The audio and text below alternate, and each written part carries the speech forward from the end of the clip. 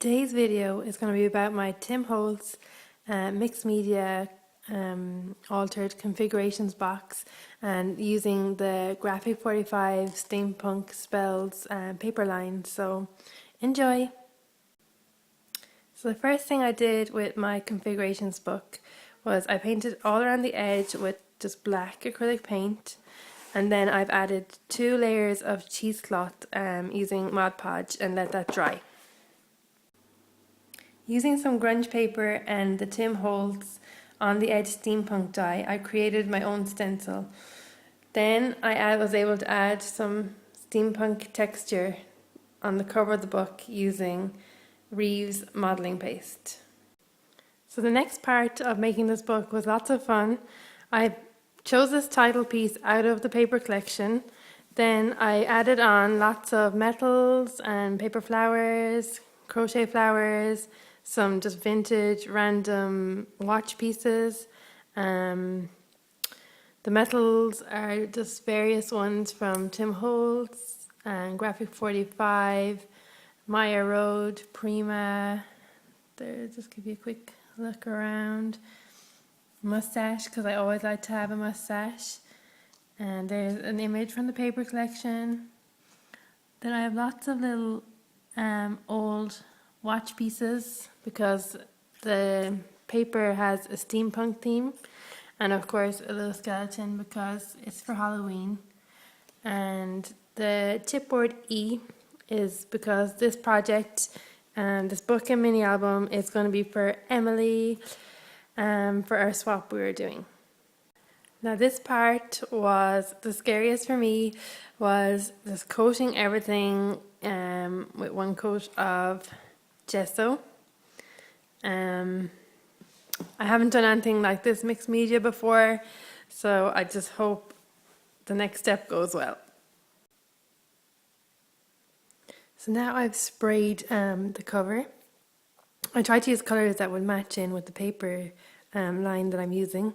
So I started with black on the very outer edge, a glimmer mist, a blue glimmer mist that I got from Melissa. Hi Melissa! And then an orange ink spray and a yellow ink spray. So it all matches in with this lovely Graphic 45 Steampunk Spells papers. And of course this box is a Tim Holtz configurations book box. So it actually opens up. And I've started working on the inside. Now the inside cover I've just papered, and I've added a little note just for Emily. And then on the other side is the actual configurations. I removed some of the boxes so I could just add in a little album, because this is a mini album swap. And I've just kept some of the boxes around the edges.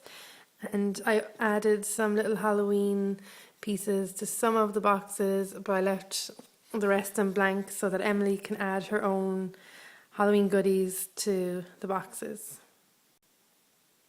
So here's a quick flick through of the actual mini album. The cover is acetate, and I used again the Tim Holtz Steampunk on the edge die. I also just stamped some little gears on the acetate. I covered it with the lovely papers. I couldn't do too much embellishing because it has to fit into the box, otherwise the Tim Holtz box wouldn't be able to close down. So it's all just decorated with the lovely Graphic 45 papers. You don't even need embellishments with these papers because even the small cutouts are embellishment enough. There's lots of room for photos. I made some tags, just covered everything with the papers, and little pullouts, and just big pages.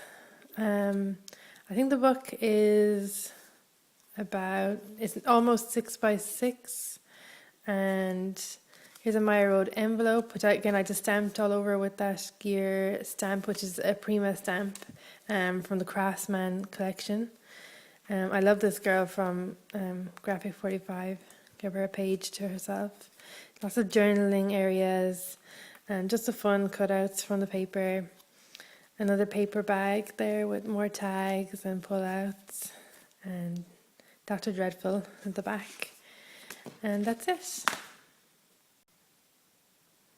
So I hope you enjoyed my Tim Holtz configurations, mixed media, I suppose, box, mini album.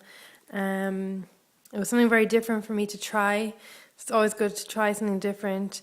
This is very much inspired by Finnabair from Prima, Luvleescrappin. I'll link her YouTube down below. She does amazing canvases, and this is again a swap present for my crafty bestie Emily. So Emily, I hope you really like your swap piece, and I really enjoyed making it, so it was a fun challenge for myself. So thanks for watching.